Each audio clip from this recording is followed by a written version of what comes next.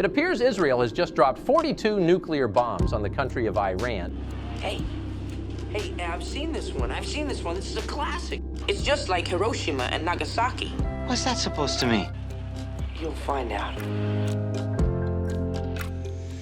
What's up, guys? Boy, Benny, Mommy, and Daddy are fighting again. And of course, you guessed it, it's Tucker Carlson and Ben Shapiro from their different perches inside of different wings of the Republican Party. Man, I would love to see the debate between the two of these guys.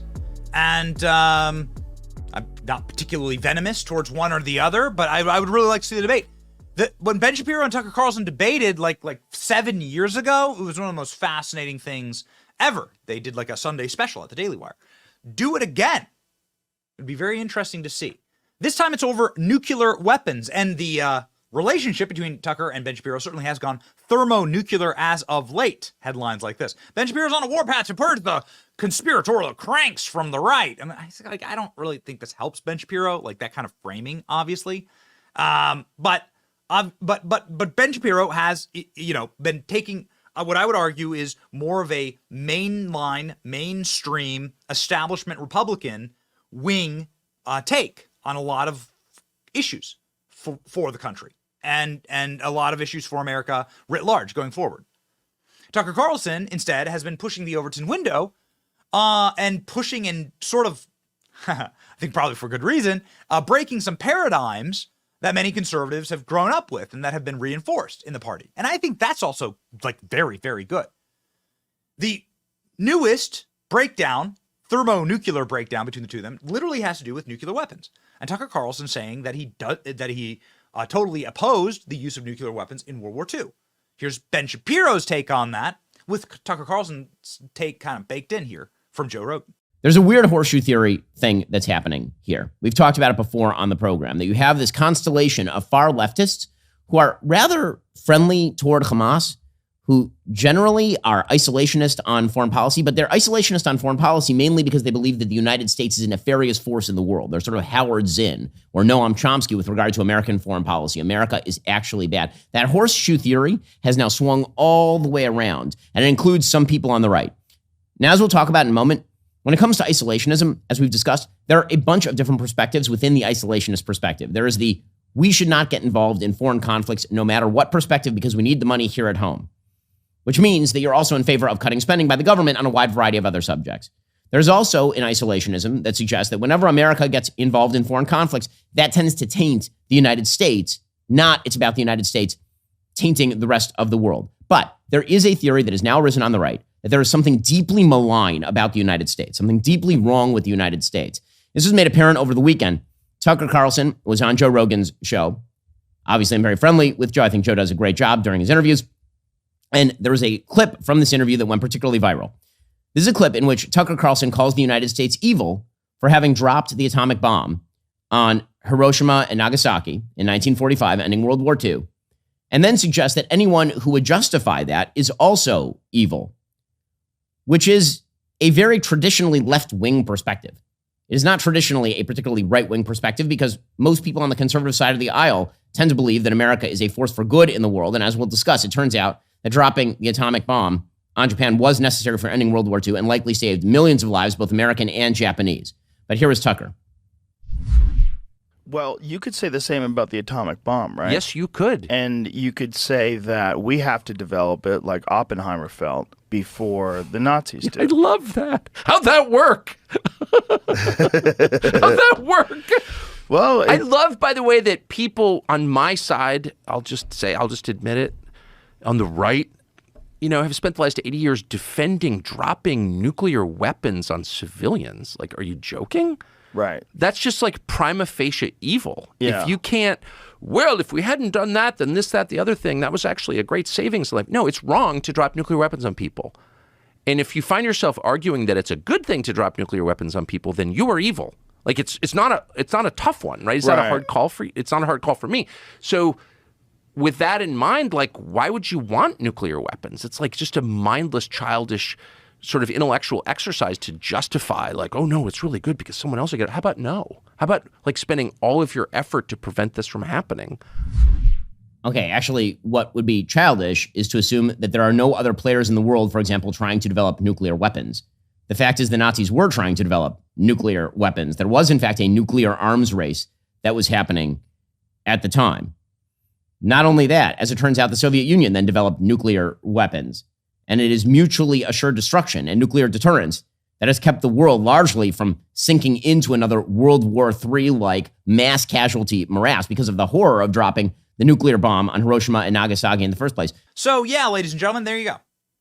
This is the question. Should America have dropped the nuclear bomb?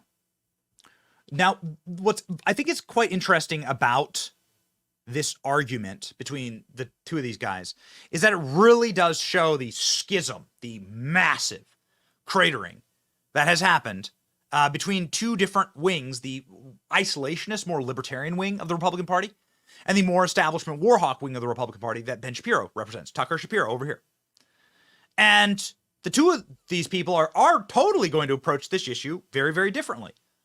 And they're both coming at it from what they say is a moral perspective. Tucker saying it's morally repugnant to drop the nuclear bomb because the war was already won. The Nazis had already been defeated. Imperial Japan was limping along and, was totally and completely unable to project power outside of like their little island, which was being firebombed and decimated every single day. Also, interestingly enough, like if you look at the raw numbers, the firebombing of Tokyo killed far more people and was far more horrendous than the dropping of the nuclear bombs on Hiroshima and Nagasaki. So maybe you could have just kept doing that. The ushering in of the nuclear age also, and a fact check on Ben Shapiro here, yes, the Nazis wanted to create a nuclear weapon, but they weren't even close. Like the reality was there was somebody working on it. His name was Heisenberg, but he wasn't even remotely close to finishing a bomb. It never would have, given the trajectory of where their research was going. Like, really wouldn't have. It would have taken decades. Like, every expert says it would have taken a very long time for them to even come close to even trying, testing something. Decades. They were very much down the wrong path. But that's just, it is what it is, okay? The Nazis were trying to develop a nuclear weapon. Would they have developed a nuclear weapon? No. I mean, not certainly in the timeline to have used it before the end of the war. That's a fact. Did the Soviets get all their nuclear technology from us? Well, that's also a fact. There are many, many people that say the reason there was an arms race in the first place was the development of nuclear weapons, and actually because there wasn't a harder line against their use. And that's what sparked sort of the nuclear arms race in the first place. Who's right? I'm not exactly sure. Listen, the dropping of the nuclear weapons ended the war, and war is evil. And I hate the fact that wars happen. The older you get, the more you realize that wars are just two devils fighting each other. It's very, very rare that anybody could ever truly claim to be on the side of the angels. And so again, the older and wiser I get, I say, that isn't it, man. That isn't it. However, I can see, the value in ending a war, and the nuclear bombs ended that war and ended it quickly. And so I can also see that. I can see that side. Both of these guys are arguing from a moral perspective. What do you think, ladies and gentlemen? Tucker Carlson has regularly talked about Ben Shapiro and warmongering, and this seems to be the major friction between the two of them. Ben says Tucker's simply lying about my position. I've called for a negotiated end to the war in Ukraine, freezing along the conflict line early on in the war. Tucker Carlson has been, very, very much on the attack vector of Ben Shapiro. And it has been the wars in Ukraine and Israel, and then issues like the atom bomb that, it's foreign policy that's truly become the tearing and rending point here.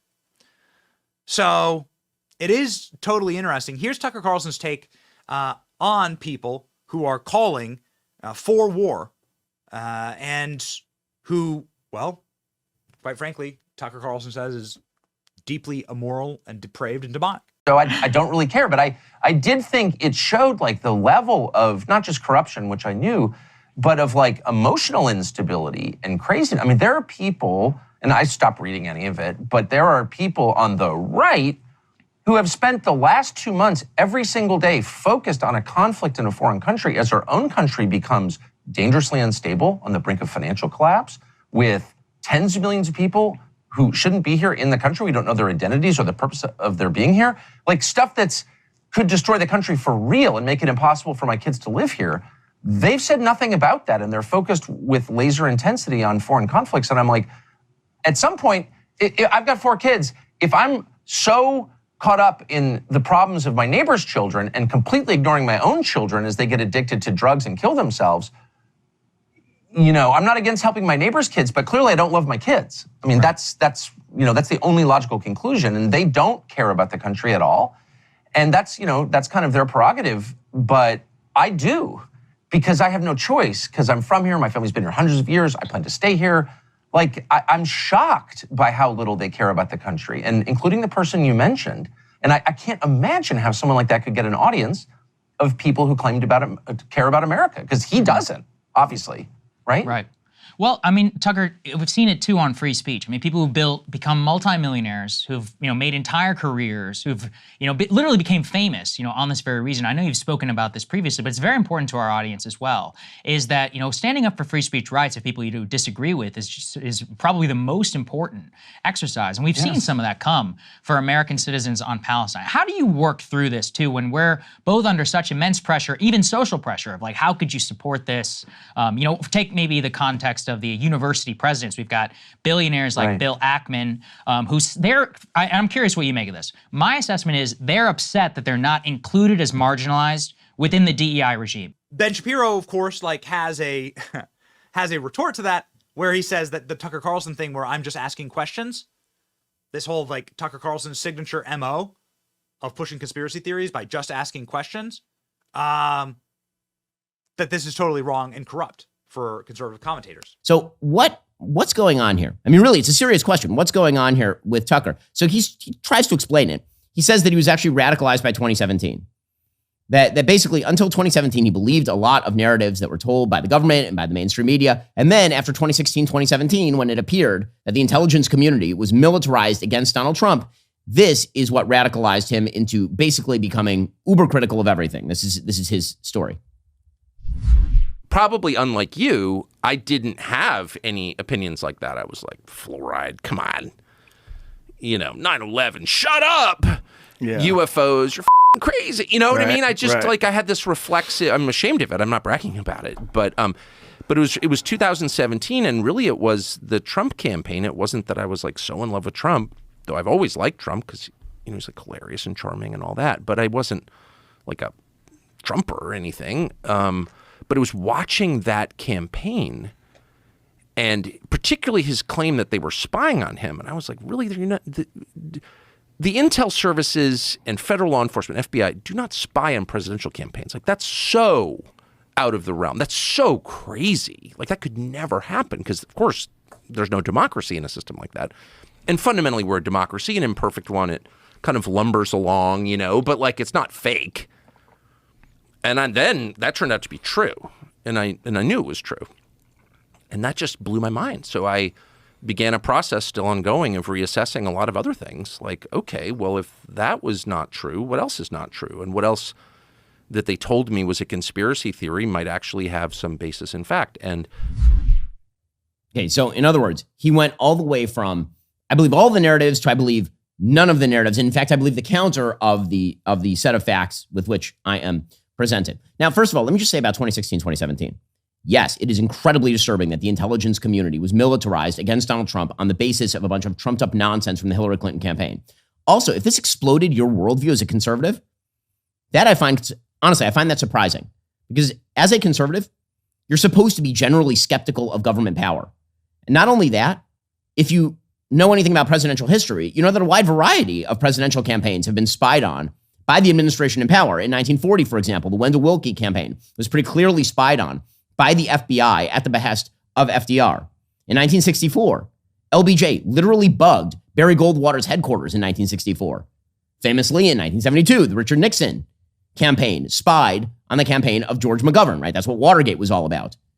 So actually, there's a fairly well-predicated history of the instruments of law enforcement being misused, which is why there's been a hot debate about the utility of various law enforcement agencies on the right. This has been going on literally my entire lifetime and well before. Okay, but according to Tucker, that radicalized him. And now He went from supposedly believing everything to believing the reverse of everything. Now, that is actually not critical thinking. That's actually not critical thinking. If what you said is, I took in everything too much, too easily, without examining the evidence, and so now I'm going to take a stronger look at the evidence before I come to a conclusion, that would be critical thinking. But saying that the evidence that is presented to you is now of no consequence whatsoever, that no evidence provided is sufficient because the source cannot be trusted, that they are lying to you, that they're always lying to you, always, and that no counter evidence is necessary to support your new thesis because, again, they're lying to you and they've hidden all the evidence. We are now in the world of the unfalsifiable. Any evidence against your new thesis is discounted by the fact that it's coming from a source that lies to you.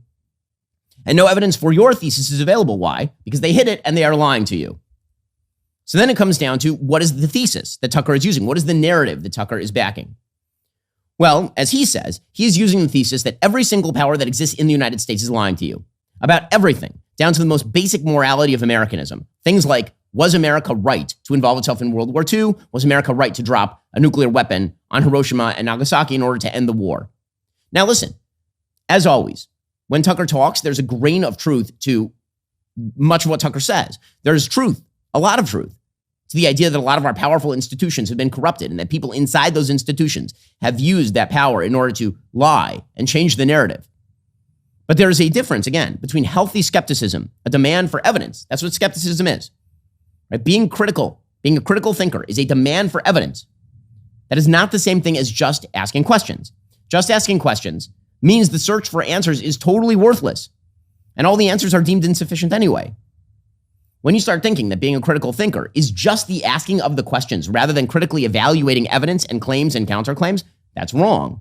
And this is, of course, dividing the internet, where some people are totally loving this approach, and some people say that Ben Shapiro sounds like more like a blue-haired feminist in debates every single day. I'm for free speech. Ben Shapiro allegedly is going to debate Candace Owens. I'd totally love to see the Ben Shapiro Tucker Carlson debates. I think they'd be healthy. I think they'd be good. I'd be totally in favor of them. More free speech, not less. More abilities for people to confront each other and to speak to each other freely and to learn maybe a little bit. But most importantly, I got to tell you, the older I get, the more I realize how much we have been lied to as a culture, as a movement, as a country. And the lies are always perpetrated by the people who want forever war, because forever war is the monopoly that is controlled and owned by Washington, D.C. It's how these people get rich. And that's totally evil. That system needs to end. It's why we've been at war my entire adult life in this country. And it's why the next war will once again, like, strip mine innocent people of their children, their wealth, and their dignity. And that's awful. So, very, very anti-war, to be honest with you. So, do I side with Tucker or Ben on this kind of stuff? More on the Tucker side, I'd say. But the nuclear weapons dropped issue is an interesting one. Debate in the comment section. Issue boy Benny. Like, share, and subscribe. See ya.